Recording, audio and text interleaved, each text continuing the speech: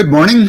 My name is Steve Weber, and this is the American Gumption Morning Show, and we are back for another great week of broadcasting here on Spirituality Gone Wild. Oops, I don't have my banners up there. Let's throw that up there. There it is. Spirituality Gone Wild in the what? My right corner. Yeah, my right. And American Gumption up in the left. So anyway, here we are. A few days, I wasn't able to broadcast on Friday. So a little rusty, getting back into it. But have a great week lined up. Planning to do 5 shows this week. Now today, Natalie Coleman comes back to the American Gumption Show for the 4th time, and we're continuing the story of from darkness into the light. So we'll recap a little bit about who Natalie is and what we've talked about in previous episodes, but excited to have her back. This one's going to be a little different than the first 3, in that we'll do a little back and forth, and I'll let her question me a little bit too. So that's exciting. We're looking forward to that. The monologue. Last Wednesday, I did a monologue on spirituality, I called it. And this time I'm going to say spirituality defined, because that was really kind of like an opening salvo. It was like, okay, I got to get this out there and I'll tell the story as I get into the monologue part, why. But I've written about it since then over the weekend, and I feel like I can do a little better job of clarifying that. So I'll have that, and then Natalie and I will probably pick up on that subject, and we'll probably wander into other things too. All righty. Now, upcoming this week, as I said, I plan to be live all 5 days this week. Do not have a guest scheduled at this moment for tomorrow, so somebody may fill in. There's a couple people on the bubble. We'll see. Otherwise, I'll just do a monologue. And but Wednesday, Nikki Roscoe, and she's going to do a meditation, and also we're going to talk about meditation. So that's going to be a fun show. On Thursday, Jody Orgel Brown is joining us, and she is a story of courage. This woman has a great story. It's a great story for her. It is her story, and she's had to dig very deep to face and deal with what she has had to deal with. So we'll get into that. That's coming up on Thursday. And then on Friday, Kristen Owsley, our very own Kristen Owsley from Spirituality Gone Wild, returns, and we're going to continue the conversation that we started about and what she's doing. But basically, she has a direct connection to spirit, and she ends up working with people, and she may do a reading with me, and we've already done a little bit of that, and she says it's personal. So, hey, stay tuned for that, because I'll let it all hang out and let her just see what she's seeing. So anyway, that's it. So Wednesday, Nikki Roscoe, Thursday, Jody Brown, and Friday, Kristen Owsley. All righty. Now, today's monologue. Let's go ahead and shift gears here. And Bettina, thank you one of my most faithful fans. I appreciate your coming in from Seattle most mornings. I know that it's just your time when you're waking up, so it's perfect timing. But hey, great that you're here. Thanks for checking in. All righty, now I want to put the American Gumption banner up there. There we go. And let's jump into today's monologue. So like I said, last Wednesday, I did a monologue, and the reason being is I had 2 conversations earlier that week, one with my 91-year-old father, and he said, "What in the world was that woman talking about on your show?" And then we talked about it, and I explained it, and he said, "Yeah, that's what I kind of thought." And so, but anyway, it was I thought I need a better answer in terms of the conversations we have. How do I explain this? Another friend of mine, we spoke one afternoon, maybe it was Tuesday or Monday afternoon. I don't remember. And he said, "So about this spirituality thing, is it some kind of religion?" And I thought, no, it's not that at all. So, but anyway, my father asking the question and another friend asking about the spirituality thing, I thought, hey, I need a better answer. I need to I needed to define this in a way that I'm clear. I kind of had an instinct of what it was, but I don't know that I was able to explain it very well. So that was the beginning of the conversation last week, and then I wrote about it this weekend. And I'd like to go ahead and just sort of share some of what I wrote. And I'm not going to read it, but I'll just talk it through. So the first thing is that the Oxford Dictionary definition of spirituality is a concern for the human spirit or soul, a concern for the human spirit or soul, as opposed to material or physical things. So spirituality is not necessarily, well, it's not worried about the physical. It's not worried about, things, material, the physical body. It's worried about the human spirit or the soul. I've added that spirituality is a concern for the mental aspects of life. Now, we all have a brain, and, that does a lot of thinking. And, how do we keep that brain operating at a high level and a high functioning where it's not doing sabotage to us, but it's actually helping us? And so that little voice that chatters away incessantly inside of our head, spirituality is getting control of that little voice and taking charge of it and saying that, hey, I'm in charge of it. That little voice is not in charge. So in my mind, spirituality is that aspect also. Spirituality is also consciousness. Now, and I'm going to show it. Let me do a screen share. This is from Lauren Archer last week when she was on Tuesday. Here we go. And she had the map of consciousness where, the quadrant broke up in the physical in the northwest corner, and then intellectual below it, the southwest corner, emotional in the northeast, and then in the southeast is the spiritual. So with this map in mind, I just want to read this. Spirituality is consciousness. Consciousness is the connection of body, mind, emotions, and spirit.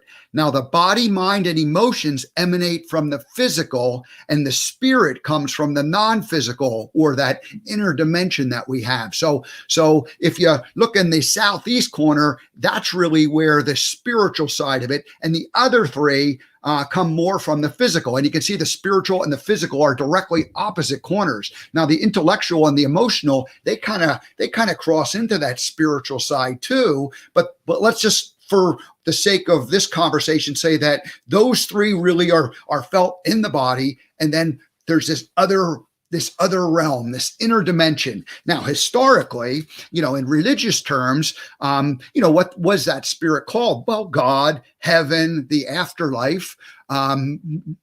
I come from a Christian background, Catholic to be specific, and certainly the Holy Spirit was a big part of that. But the idea of God, the heaven, the afterlife, that was very much in the conversation that I had. Now, today, I prefer to call the spiritual world spirit, or the universe, or the quantum field. And I like the quantum field because it's really kind of more of a scientific based conversation that we're having. So science is actually beginning to, be able to do some measuring when they get into the quantum and how things connect to each other, how thoughts become things, and energy becomes matter. And so I'm not going to say that I'm a quantum physicist and able to explain that, but I've been a curious student about that these last couple of years, and I'm making it one of my priorities to figure some of these things out and to be able to explain them. So I think that I like personally, universe was my term for a long time. Lots of people who do this type of work call it spirit, and that's perfectly acceptable. And the quantum field has a little bit more of a scientific idea to it. So I like that also. All righty.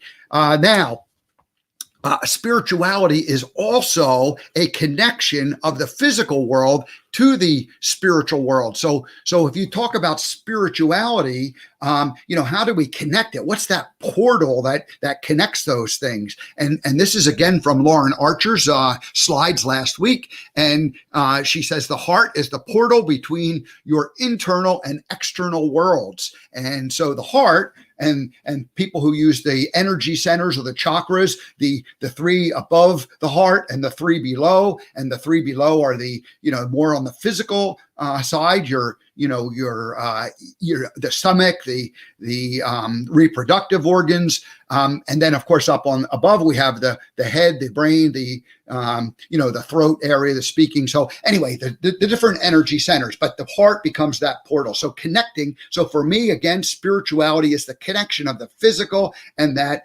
spiritual part. So this is these are all the ideas that I have. The problem or the challenge with spirituality is that it's like everybody gets to name it whatever they want to name it, and or they get to believe whatever it believes to them. In my particular case, I do not believe, I'm not advocating for any type of, religious process, or I'm not advocating for any organized religion.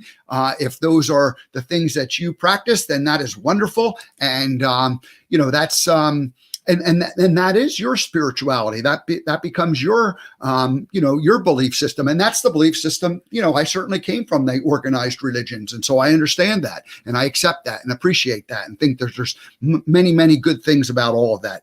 All righty. So that's really, kind of my quick version of what I believe spirituality is. Let's just go ahead and kind of recap it. It's a concern for the human spirit. And it's also a concern for the mental aspects of life. Spirituality is consciousness, and consciousness is that connection of body, mind, emotions, and spirit. And the body, mind, and emotions emanate from the physical, while the spirit comes from the non-physical. So you have physical and non-physical. And then the connection of that physical world and non-physical world is what spirituality is all about. And then finally, I should say that, I don't lump this, my own speaking of it will not be about any type of religious doctrine or organized religion, but all of those practices, kind of are doing the same thing, in their own way, in their version of it. So that's it for spirituality. One last thing about the American Gumption show, because I did a little bit more defining that. I just want to read one line that I wrote. My original overriding theme when I started this show was Gumption. Gumption was going to, go all through everything. That was sort of the show is called American Gumption. So that was my, what was Gumption, or what is Gumption? Gumption is personal responsibility. I've always, defined Gumption as taking responsibility for your thoughts, for your actions, and for your interactions with others. So thoughts, thinking, actions, the things you do, and then the interacting with other people. Now, I want to add one more line to this, and this came from this is Gumption in a spiritual sense is consciousness. So the one thing that I'm probably standing for above all other areas is getting control of that, that inner voice, that awareness of how we think and how we act. And so I'll just read this one more time. The original overriding theme when I started this show was Gumption, and Gumption has always been defined as personal responsibility. Now today I'm adding Gumption in the spiritual sense is consciousness. Gumption in the spiritual sense is consciousness. So that's my I think that's really all I wanted to say about that. There's more. But that's a good start. So what I'd like to do is now bring in our guest. Let's go ahead and stop the screen share. Let's go ahead and see if Natalie is ready to join us. Hello, good morning or afternoon, Natalie Coleman. Welcome back to the American Gumption Morning Show. Oh, Steve, thank you so much. I tell you what, a month would not be a month completed without joining you at American Gumption. I love it. I love it. And thank you for welcoming me back again. Yeah, fun. We missed you. The last time I think you were on holiday up in a log cabin when we spoke last. So that's right. Yeah, that was about a month, just over a month ago, probably. Good. Well, we were the people here at the American Gumption Morning Show were having Natalie withdraw, and so we needed to bring you back and get a little dose, get our fix of Natalie. Yeah, and I was having my American Gumption withdrawal, so here we go. And breathe.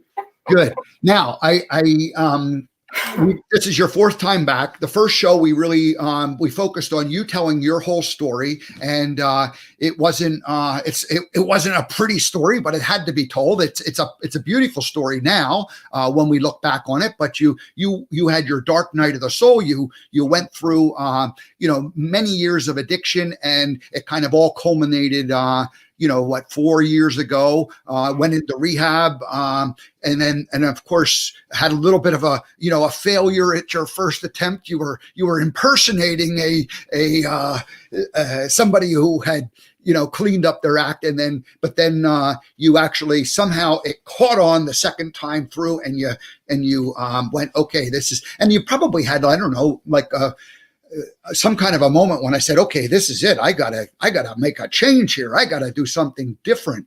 And anybody can go back and listen to that first show, but just give us, maybe a minute or two of what that was like for you, and how did you finally break through to where you got it. You went, life can't go on the way it's been going on. Yeah, Steve. Firstly, I loved your monologue. And I can't, it's just, it was absolutely brilliant. So big thumbs up there. But yeah, so, I, like you said, I'd find myself in, the dark place of the soul for a long time. And it had got to the point where medical intervention was required, and kind of getting separated from society was the only option at the time. And the journey that I embarked on in the amazing treatment facility did a lot to bring me around to a semblance of physical health, but I had missed the point of really while I was there. And I think it's because I was living in a state of denial, even being surrounded by experts, counselors, and a treatment center where everybody was suffering from, from addiction. I'd missed the point of why I was there. And that was that I had to come to a full acceptance of my problem, of the fact that I am powerless against alcohol, against drugs, and self-destructive behavior. I was offended by the word surrender and wouldn't have it when I was asked, what is stopping you from surrendering? Little did I know that all I needed to do was to rephrase that and let go. And indeed, I spent 3 months being the model patient, client, whatever you want to call whatever it was. But yes, I'd made the work look really good on paper, and I went out and just thought it'd be a great idea to just go and test the waters again and do a little bit of research into what I might be missing, and found myself, buried in a bottle of neat vodka again after a few days out of rehab. And my family put me straight back in. And whilst I'd been in much, much worse places physically, in much darker places, what I see now, the spiritual level that I had found myself in was just the rock bottom. It was just, I was so, there was nothing left inside of me that could carry on with me as I was. And I had a spiritual experience. I had a spiritual awakening when I finally got to the point of acceptance, of surrender, of letting go, of trying to control and manipulate the world as I see fit. And it was the most beautiful, beautiful moment of my life, because it's only, oh my gosh, life just every single day takes on a new hue, a new color, a new vibrance and energy. And life's not easy, and we get thrown stuff, but yeah, I've entered almost another dimension, and it's, it just hooks up so beautifully with the conversation that we're going to have today. Another dimension of living, and that is of a spiritual nature. And so I just become so sick and tired of being sick and tired of being me. I managed to start getting out of my way and letting life flow through the way it should. Yeah. And that was like 4 years ago. Yeah. So that's thank you for at least giving us a little flavor, and we invite people to go back and watch the earlier shows if they want to hear the whole thing. Really the first show was dedicated to allowing you to just go ahead and tell that story, and then after we got to that, we thought, well, we want to come back and talk about the good stuff. From darkness to light. We want to talk about the fun stuff. And so the second show and the third show and now this one, and we when we touched base last week, we said that rather than me interviewing you as much, let's just go ahead and have a little more of a conversation, where we can go back and forth, because you've helped me in my own journey, because we're all on a journey together, and every time we have a conversation, or someone, people tend to bring out something new, or we see what we see in a different way, and it usually just happens, or you just kind of blurt things out. And I remember from a conversation we had, and it might have been when I was on your show, which is Real Talk Steps to Serenity on Speak Up and Empower. And your show is on Monday night at 8 p.m. in the UK, or that would be 3 o'clock here on our East Coast, or 12 noon on the West Coast in the United States. So people can tune in, and you do a Monday night show, and just tell people what's the purpose of your show, and what do you do? What do you typically do on a typically Monday evening in the UK? What do you talk about? Oh, Steve, thank you so much. So so it's moving out of that dark place of addiction and into a place of light is such a part of me, and I know that recovery is possible. And so I'm so blessed to have been given a platform that I'm able to bring guests on to my show, which is a webcast, as you came onto my show, and it was absolutely awesome. And that's kind of how this all got started. But to share their experience, their strength, their hope, just to get the message out there that together we can recover. So it's people bringing their stories with the hope that it might resonate, even just with one person listening out there who is either suffering or knows somebody who is suffering, and it might make a difference in their lives. So thank you for allowing me to say that. No, that's great. I think it's wonderful that you're doing that, and maybe to begin the conversation, one of the things, like the moment, like in discussing with you, I remember you were sharing when you were at that awakening point, when you went, okay, something's got to change. You went through your first couple of months in the rehab. You really needed to recover physically, and then you ended up going back for a short period where you had that kind of a spiritual or connection breakthrough. You were physically were in much better position. But I remember you said that what was missing was that some kind of a spiritual foundation that you could build upon.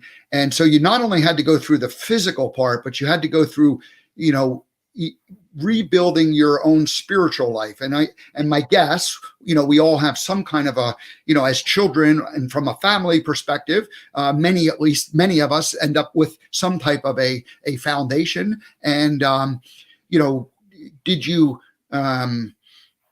but yours, if I heard you correctly, was kind of like missing. There wasn't enough solid of a foundation to build upon. And so the reason why it struck me is that I had done from about 2009 to 2014 a lot of personal development work. Yeah. It was sort of my own awakening. And then I ended up giving up alcohol in 2016. And when I finally just quit, it really was mostly just a physical thing, because I had done like that 5 years of emotional, spiritual work in advance. And so it was almost like I just outgrew the idea that, drinking was something I wanted to do. And I, had to go through the physical withdrawal of it. And, 5 o'clock came around and, I was normal. It was like, that was the time of night that you had a beer or 5. And, you kind of like, so I had like a couple months of just like going through that. But then once that kind of went by, it was, my situation was a little bit different. And so having that conversation and the spiritual connection is what awoken me to that. So I'm not sure what question I have, so I'll just throw it back to you and respond. What you were talking about was, you observed that I didn't have any kind of spiritual foundation, because, like I said, just as I was talking earlier on, I just spent my life in self-will, and we know that self-will runs riot given the chance. So I spent my life trying to control situations, control the outcome of of life, and manipulate life to my own ends, and held on to the past, feared the future, never enabled myself or understood the concept of being able to live in the present. So I think it comes down to the fact that my bedrock was fear, and that's what drove so much of my behavior and things, and it's not uncommon. It's not uncommon. I mean, our world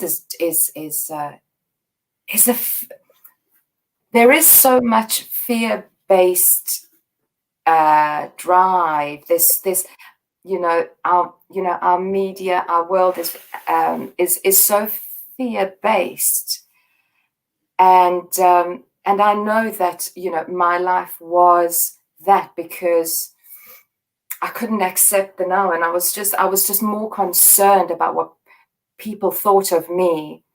Well, what I thought people thought of me, thinking what they thought, all of that stuff that just is irrational. And so, and it was all self-will.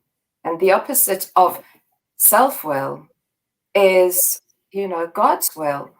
Whatever God looks like to you, a power greater than me, the spirit of the universe. But I was so,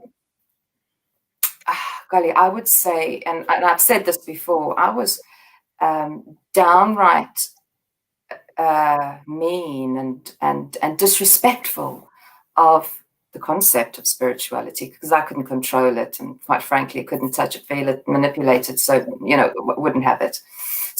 Didn't serve my purposes, because I was the center of the universe, and not a part of this beautiful thing called life and the universe. And so I think just to go back to what you were saying, you had the presence of mind to start asking those questions in 2009, I think you said it was, to start asking those questions. So you already had kind of the courage to start looking inside, and you started to build a self-awareness and a level of consciousness that so many of us seek, and that served you so well when you needed that strength almost of character to fall back on when it came time to put the bottle down. It's almost like you kind of did it in reverse to me, because for me, there was no human power that was going to save me from myself. There was no human power, full stop. And so I think, and sometimes I think to myself, it might have been a good thing that I didn't have any spiritual base that I could question or shake, because it made me a sponge, Steve. I was just this like sponge of, I'm here, I'm ready. Tell me what I need to do. You can have it all. Let me let go of all of this stuff that's keeping me stuck and blocked from the spirit of the universe. And so it's I love this topic because it resonates so much with me at the moment. And I was just talking to somebody a little bit earlier on, and what do you think? Okay, put it this way. Do you think that there's a shift in the world towards a spirituality, towards a deeper consciousness, a deeper level of consciousness? Yeah, I do believe it's going on, and I've taken the last couple of years and have been, listening to others and learning from others, and so those others weren't really available. And I think the fact that we have access to so much more information, which can be overwhelming, and like, it comes with its own problems. But if we start to say, okay, this kind of information I do not want to bring into my life because it's not helpful to me, and our news media and our political leaders, when they talk, it's all in sound bites, and it's in what I consider to be, it's really childish in many ways. It's not a conversation that solves any problems. It's just a conversation to make them right and the other people wrong. And so it's very sad. And so the alternative, of course, is now there's people who are having these kinds of conversations and connecting on their own through the power of this internet, where we can form different groups in different areas, and then you can go and you can have these conversations that help to raise consciousness and awareness, and really makes you think, wait a minute, I'm not crazy, I'm not all alone in this. So there's a very big shift going on now. Where it all goes, these institutions that have been in place for 50, 80 years they feel like, to me, they're coming to an end, because I just don't believe them any longer. When I hear what's going on and I look at, again, it's really kind of an immature and childish approach, but they've been doing the same thing for years and years and years. And in some ways it continues to work, but in some ways it's like, who believes this stuff? This is nonsense. We want to live a better life. We want our fellow man to have people are all good, whether they have the same agreements that I do. People are still good, and everybody that I have a conversation with one-on-one, there's no disagreement. We might have philosophical, ways to do, but there's respect, and there's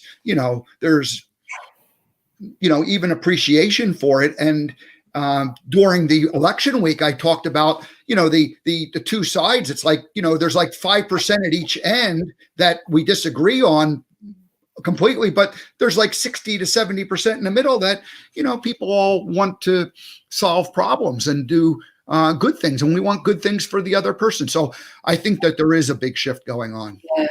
Yeah, I think so. And, for all the negativity, I think that, social media and media in general can spout out. Mm-hmm.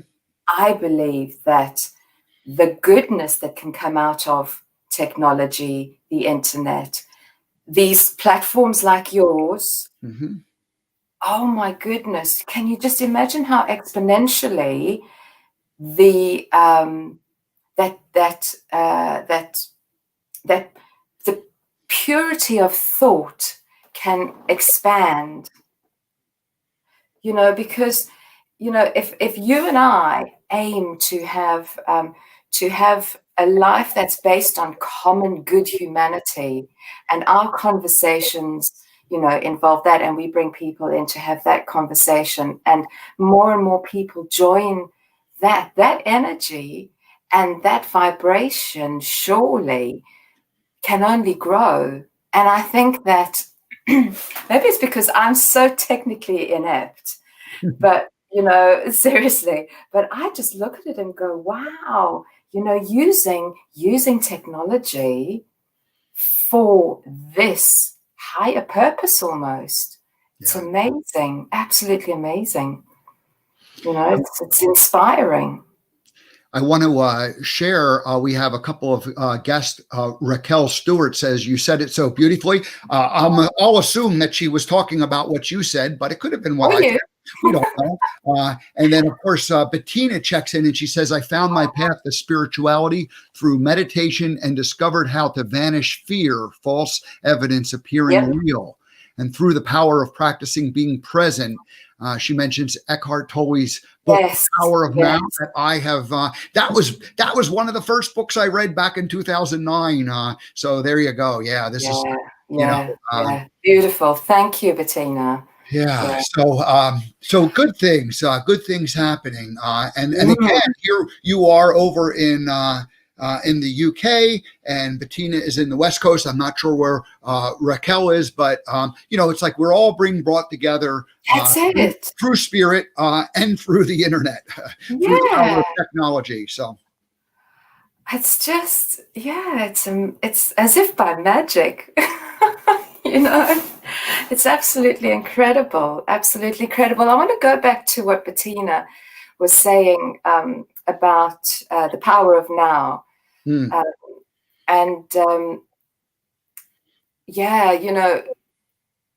are so many gifts and so much that I and millions of others around the world have received and continue to receive through this process of recovery, and having, had whatever their spiritual awakening looks like, and however it's progressed and however it's come about them and what stage they're at. The most beautiful thing is to be able to live in the present. One of the first lessons that I was taught, or one of the first messages I was given in early stages of recovery, was one day at a time. And if you can't do one day at a time, do 1 minute at a time. And or 1 hour, or at a time. But because at that stage you just kind of can't. I could not see a life without my substance of choice, or behavior of choice, and that is such a so to deal with the problem at hand is the most invaluable information, the most invaluable message and lesson that I could have hoped for, but it is such a universally applicable mantra. Just stay in the now, take them each moment, 1 moment at a time, because that's really all we've got is the now, and to truly be, Natalie, what's being present? It's just that place of just being, place of just being. But it doesn't happen overnight, does it, Steve? No, it doesn't happen overnight. I mentioned that, I kind of had that like initial 2009 to 2014 was kind of that, foundational awakening. But then since then, it just keeps happening and happening and happening. And just even this weekend, I had a moment where I became aware of 1 minute my thoughts were about something I should have done differently. So now I'm living in the past. Yeah. And then the next moment I'm like, well, here's what I need to do, and I'm like trying to take control and, you know, somehow, you know, control what is going to happen in the future. So now I'm living in the future, and this is like in the matter of a few like minutes of each other. And I remember catching myself, and you would have never caught yourself years ago, right? That's so it. the growth. Caught myself and thought, no, what can I do? How can I just bring myself right back down to this present moment? And, you know, because what had happened, you know, obviously you want to learn from your mistakes and you want to not repeat them, but I don't need to like repeat. I don't need to replay the story 10 times or 20 times or 100 times or 1,000 times. You know, and I've replayed it enough. So now I can move on from that. And then what will happen is going to happen. And there was nothing I could do about it on a Sunday afternoon when I had this like it's within like maybe it was like in less than a minute, you know, where you went from the back and you're worrying about it, and you go, wait a minute, and then you jump to the front and the forward of the future. And so anyway, it is the power of now. And Eckhart Tolle was the the first spiritual teacher who really introduced that in a way that made sense to me, where I read it and I got it. And it was actually funny because I read that book and I didn't know half, I like half the stuff he wrote. I didn't have any clue what it meant. And I just went back and reread it a year or less than a year, maybe only a few months ago. And I was able to, have a much richer understanding of what it's about. And so these things take time. That's it. So that says that you had grown. You had grown in that time. So you were starting to, speak that language or think that language, live that language and understand it. That's growth.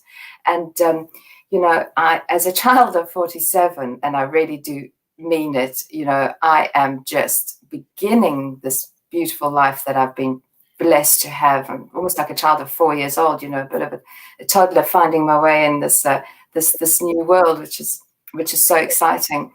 I am, before anything, a student of all things that you spoke about at the beginning of in that lovely monologue, the consciousness, the spirituality versus the physical. It's all so new. And last week on the Wednesday, you were talking about spirituality 1.0, and you reserved the right to refresh and to learn and update your understanding thereof as time goes on. And I just love that, because what it comes back to is that silly made up word. I think it's made up, but being teachable. And that's a principle in itself, remaining open-minded and willing to learn, that teachability. And I think it's very connected to being present. I remember at a conference I attended in 2011 or 12, roughly, and I was in that process of beginning to awaken. And I remember people when were allowed to like volunteer, come up on the stage, and there was a panel of experts, and they would tell the story, and then the experts would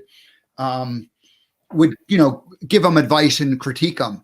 And what I saw really kind of surprised me, because these were professional people, and almost to a T, everybody who went up on stage argued with the experts, the panel of experts, about what they were saying.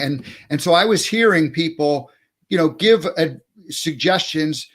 Well, first of all, they said, who wants to come up and kind of expose themselves and be vulnerable, and we'll critique you. And they had this, and then they went up there, and these people, justified and wanted to argue for their limitations in terms of what they were doing. So they believed they were right. And I remember thinking they weren't teachable, or they weren't coachable.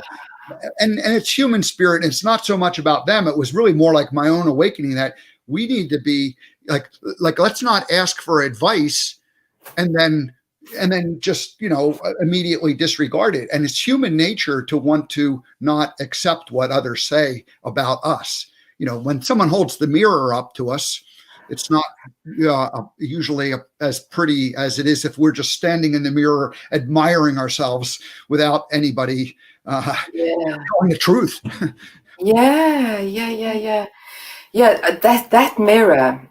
You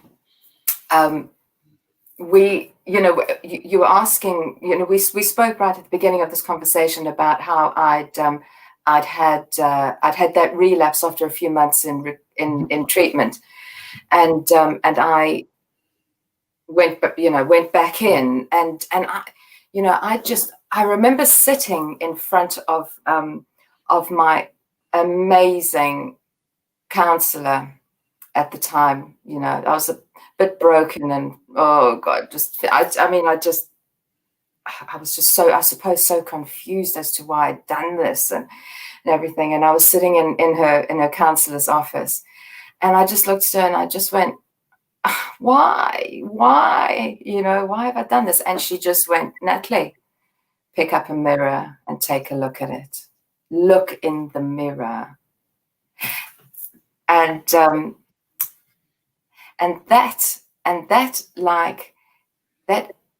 image, it's like it's me getting in my way. Now, it's me that's creating the problem. Again, what I said, it's that self-will, that driving self-will that knows better. And what's the opposite of that? It's God's will. It's the spirit of the universe's will. It's that place of letting go and just being. But the old mirror, you just reminded me of it, and I spoke about it just recently, and I was quite mortified. How dare you, But it all makes sense now. These last 4 years have been amazing. Well, all that stuff that I supposedly was not learning, seriously not picking up at the time. But as time goes on, and this other dimension that I'm blessed to be able to live in so much of the time has created a free space in my mind to start joining the dots of all of that beautiful teaching and messages and everything that was given to me at that time of struggle. And I suppose what it is it's coming back to just being here and now in a place of peace. We have, Bettina has also said that I came up with the saying, stop scaring yourself. Then each time I felt fear, I'd realize that I just scared myself. Now I can laugh and, it goes too far in the front or the back. So yeah, that's right. We all have these kind of moments where it suddenly becomes clear. And in my particular case, it was at late 2013. I had been doing the work for almost 5 years, and I went back, and it was with Landmark Education, and I went back and repeated the forum, their basic course, and they had this one exercise called your strong suits, and they had a homework assignment, and I went back to the hotel and I did it, and it suddenly made sense to me, like all the pieces that I had been assembling over the years, and it's like became crystal clear, and I was convinced that this was the way these pieces now fit together. I knew that these pieces were all part of, the issue. And when I realized that, I had a moment where I went, oh my gosh, it's been me. Yeah. And I said, it's not them. It's been me.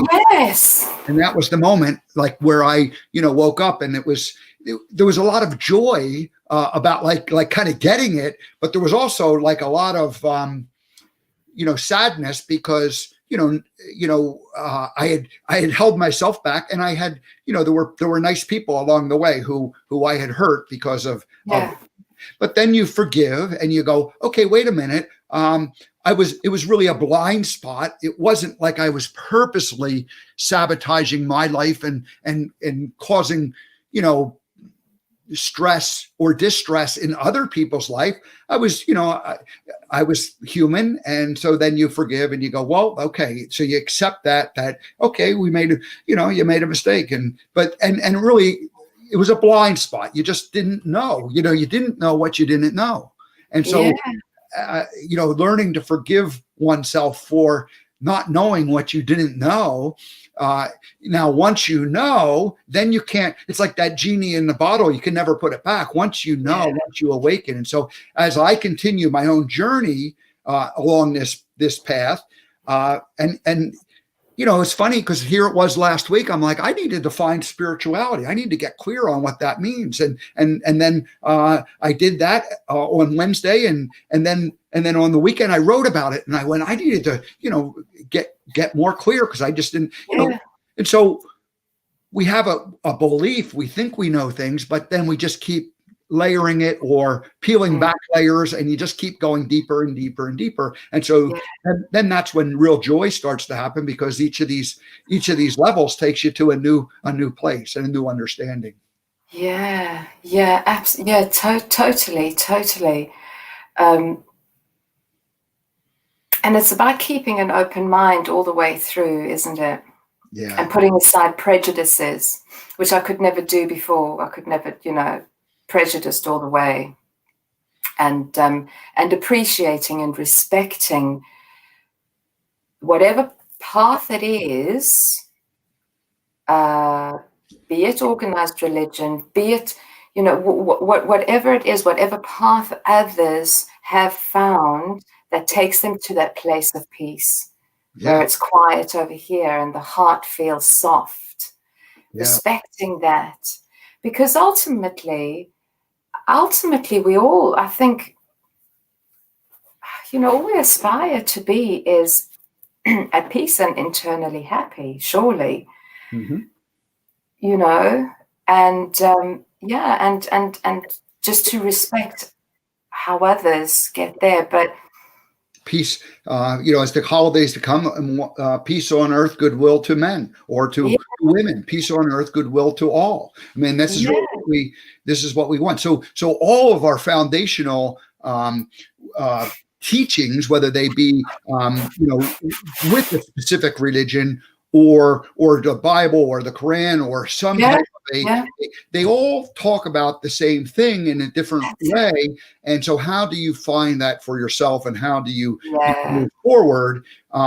Because ultimately we want, you said it, we all want peace, and it's our job to, find that peace for ourselves, and not let others, we don't have to be responsible for others, and we don't want to allow others to affect us. So if others are on their own journey and it somehow disrupts you, we'll look at it as an opportunity to learn how to live in peace and accept them, and not let that disruption affect you, but encourage, send out the good feelings that they'll be able to find it for themselves. So this is what it's all. This is the human experience. I mean, this is the human experience. Learning to live in that human experience, to me, seems like a really important, piece of this puzzle and goal for it, right? So we want to, like, what is American Gumption? What is spirituality gone wild? What is real talk steps to serenity? It's all about encouraging ourselves and others to live in peace. Amen. Oh yes. Yes. And experience that peace. What are you going to talk about tonight on your show? Do you have a guest? Wow. Very interestingly, I came onto your show. Now, my guest is, I've just had the show that went live just a little earlier on. So it's going to be re-screen, Facebook watch party tonight. And it's, you know what, Steve? It is so about what we're talking about now. It is the magnificence of spirituality, the personal might of, that journey into that fourth dimension. And my guest, Gary, who lives in a magnificent part of the world out in Indonesia, in Bali, and he too is a recovering addict, and just the gifts and the joys and the possibilities, the limitlessness that having a free mind and being free of ourselves that keep us trapped, he talks about. So it's that's who's on this evening. Good. And Butte, I'm so envious. He lives in that stunning part of the world, a stunning island.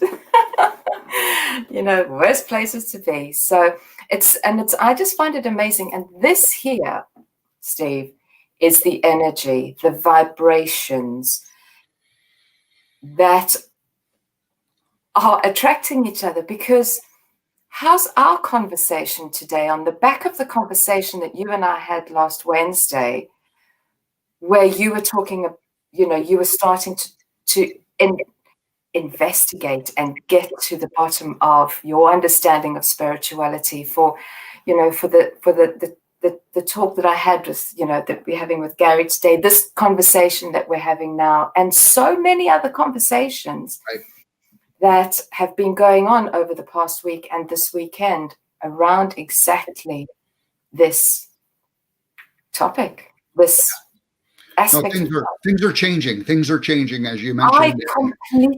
I believe it. Yeah. So, well, good. We only have a minute or two left. Yes. Go ahead and put a bow on this and wrap it up. What would you like to share with the audience this morning? And we so appreciate your coming back and continuing to share it, because really your story is one that went from darkness to light. And I love that. And, we don't, it doesn't have to be really, really dark, and it doesn't have to get really, really bright. But if you just keep moving, more into the light, that seems like the right thing to be doing for your lives. Yeah, no, completely, Steve. And you know what? I always say, that awakening and moving away from that darkness starts with a conversation. And I know, because I never spoke before, and I see the error in that. And if anybody can just find somebody that they're in a place of darkness, find somebody that you can trust and doesn't judge you. Oh, it starts with a conversation, talk, speak, and when it comes out, it gets a life of its own and it receives help. Yeah, and the best disinfectant is a little bit of sunshine. So that's it. There we go. That's it. Yeah. Talk.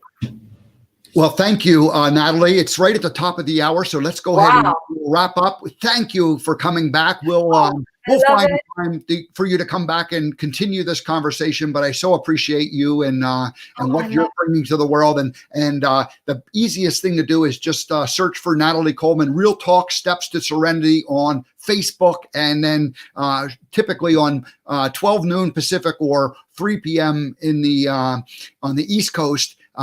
Or 8 o'clock in the UK, you can find your show. So, Steve, that is so kind. Thank you. I love being on your show. All righty. We'll see you again next time. Thank you so much. Yeah. Thank you, darling. Thank you. All righty. Well, thank you, Natalie Coleman, for coming back again and for just helping to, continue this conversation. And the timing was perfect because, I'm on my own, my own journey. We're figuring this out. We keep moving the ball down the field, as they say in football, but you want to just keep making progress and doing what is doing what feels good from the heart, and connecting the heart with the rest of your mind, your body, your spirit, your emotions. Alrighty, so that's it for today. I will be here tomorrow. Might just do a monologue. Might have a guest. Not 100% sure. Wednesday, Nikki Roscoe. We're going to do a meditation and talk about meditation practices. Thursday, Jody Brown, and she's going to talk about her story of courage, and she is a story of courage. And then finally, Friday, our own Kristen Osley, Kristen O's show, and we'll continue the conversation about spirituality. And she's probably going to end up doing a reading on me on Friday, so that will be fun. All righty, everybody, have a great rest of your day. Thanks for joining us, and I will see you tomorrow.